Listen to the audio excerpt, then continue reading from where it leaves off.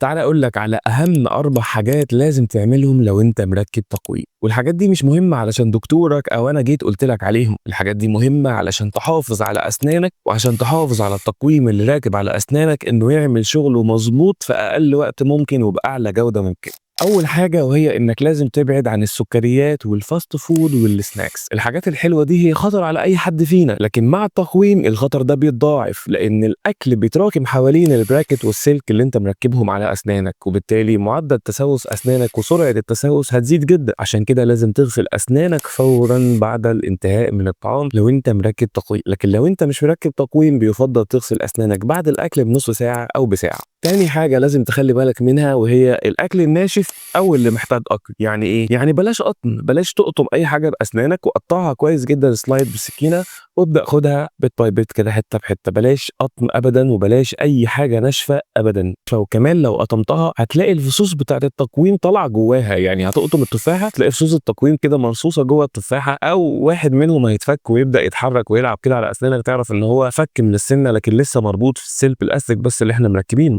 فهتوقّع التقويم اللي على أسنانك لو أكلت حاجة ناشفة أو لو قطمت بيها أي حاجة، عشان كده لازم تقطّعها وتاكلها حتت متقطّعة. تالت حاجة ولازم تخلّي بالك منها وهي عض الأظافر أو إنك تعض على قلم أو أي حاجة ناشفة، الحاجات دي مش بس هتوقّع التقويم، دي ممكن تكسّر لك أسنانك وتعمل تآكل في طبقة المينا بتاعة أسنانك نفسها. رابع حاجة لازم تخلّي بالك منها وهي التلج، غريب جدًا إن في ناس بتحب تاكل التلج للأسف، أعرف ناس كتير بيحبوا يقرقشوا التلج، وفعلًا ده مش بس هيكسّر طبعًا ويوقّع الbracket بتاعة أسنانك، ده هيكسّر أسنانك نفسها وهيعمل فيها حساسية شديدة جدًا وهيضرّها إلى أقصى درجة تتخيلها، عشان كده اوعى تعمل العادة دي، كل الhabits والعادات دي لازم توقّفها فورًا لو أنت بتعملها وتتجنبها تمامًا، وخصوصًا لو أنت مركّب تقويم، ولو مش مركّب برضه تتجنبها علشان بتضر أسنانك نفسها مش بس التقويم. قُل لي بقى في الكومنتات إيه أكتر عادة من دول صعب عليك إنك توقّفها وتبطّلها؟ لو الفيديو ده عجبك ما تنساش تدعمنا بلايك وfollow على الإنستجرام والفيسبوك، سبسكرايب لو بتتابعني على اليوتيوب، واستنانا في فيديو جديد بمعلومات جديدة هتهمك علشان تحافظ على أسنانك. كان معكم دكتور عبد السلام محمد وإلى اللقاء.